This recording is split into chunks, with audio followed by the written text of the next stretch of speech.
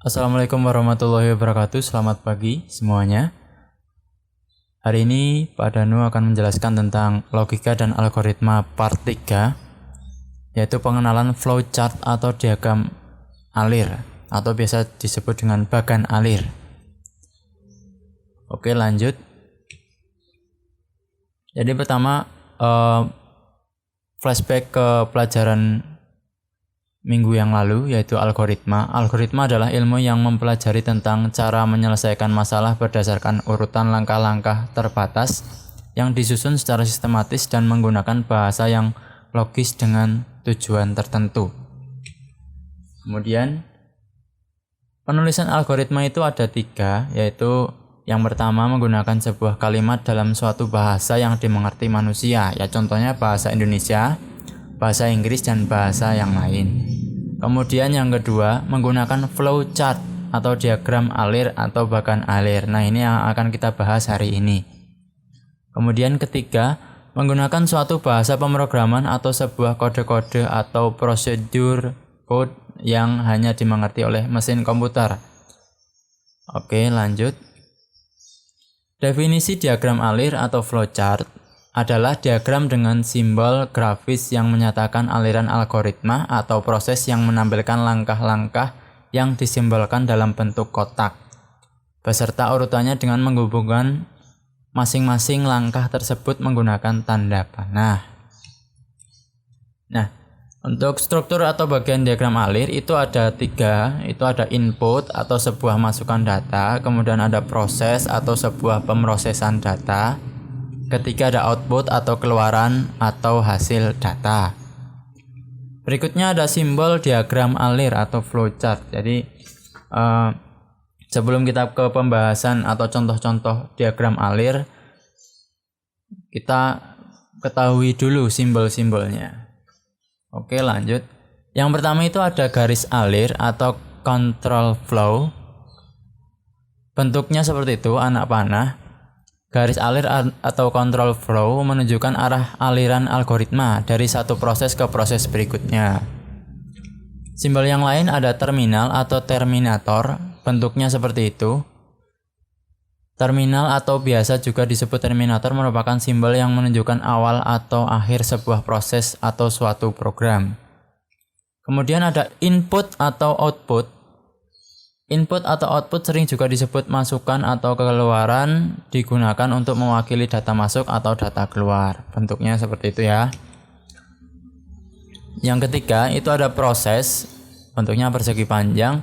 Proses atau langkah yaitu menyatakan kegiatan yang akan terjadi dalam diagram alir. Berikutnya ada titik keputusan atau decision. Itu bentuknya seperti itu ya, digunakan untuk mengajukan pertanyaan yang dapat memiliki nilai benar atau salah, atau bisa juga dengan ya atau tidak. Contohnya, apakah kalian sedang berlibur? Jawabannya pasti ya atau tidak. Berikutnya ada konektor. Itu ada 2 konektor ya. Jadi yang pertama itu namanya on page dan yang kedua ada off page. Konektor berfungsi untuk menghubungkan flowchart satu dengan flowchart lainnya. Ada konektor on page, konektor dalam halaman, dan konektor off page, konektor luar halaman. Ya, ini masih tentang konektor. Jadi misalkan dalam suatu flowchart berisikan terlalu besar, maka flowchart 1 disimpan pada halaman 1 dan flowchart 2 disimpan pada halaman lainnya. Itu untuk off page. Dengan catatan pada flowchart halaman pertama di akhir bagan tersebut diakhiri dengan simbol on page konektor, dan untuk menghubungkan dengan flowchart lainnya diawali dengan simbol off page konektor. Ya, biar kalian nggak bingung, kita ke contohnya aja langsung. Contohnya seperti ini. Contoh konektor on page. Jadi ini contoh sebuah diagram alir atau flowchart ya. Jadi di sini masih dalam satu halaman. Itu tadi yang bentuknya lingkaran itu konektor on page. Jadi biar lebih rapi saja dibuat terpisah ya, karena ini bagannya terlalu diagramnya terlalu panjang. Jadi bisa dipisah tapi masih dalam satu halaman. Bisa dilihat di situ simbol konektor on page-nya di bagian bawah itu setelah yes itu ada simbol konektor on page itu ada inisialnya yaitu A. Kemudian karena itu terlalu panjang kalau diteruskan dengan diagram sebelahnya, maka itu dipisah dengan simbol konektor on page.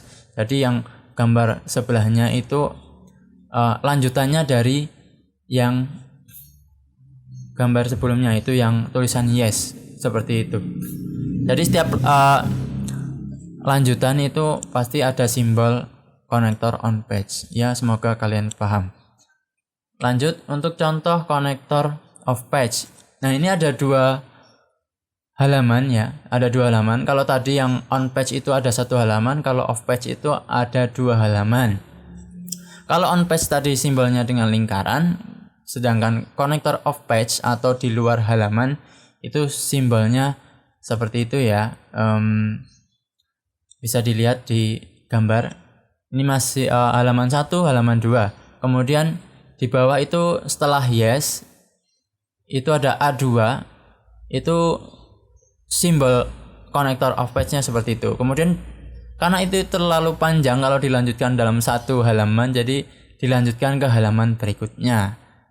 Nah, kemudian di gambar sebelahnya itu ada simbol konektor off page. Nah, itu lanjutannya dari halaman sebelumnya ya. Semoga kalian paham seperti itu.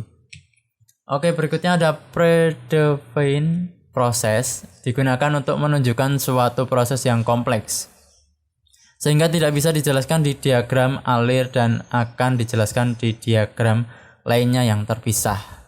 Bentuknya seperti itu. Kemudian ada anotasi seperti ini. Ini hanya untuk melambangkan untuk komentar tentang suatu atau beberapa bagian dari diagram alir. Komentar tidak memiliki dampak apapun terhadap proses yang berlangsung. Nah, kemudian ada tujuan pembuatan diagram alir. Tujuan dibuatnya diagram alir sebagai berikut. 1. Menolong para analis untuk memecahkan masalah ke dalam bagian-bagian yang lebih kecil untuk menyederhanakan masalah. 2. Membantu para analis untuk menganalisis alternatif pemecahan masalah. 3. Mempermudah penyelesaian masalah, termasuk masalah dalam kehidupan sehari-hari. 4. Menjadi alat untuk menggambarkan suatu tahapan penyelesaian masalah. Oke, terima kasih untuk materi part 3 tentang flowchart. Materi berikutnya juga masih tentang flowchart, contoh dan tugas. Oke, terima kasih. Wassalamualaikum warahmatullahi wabarakatuh.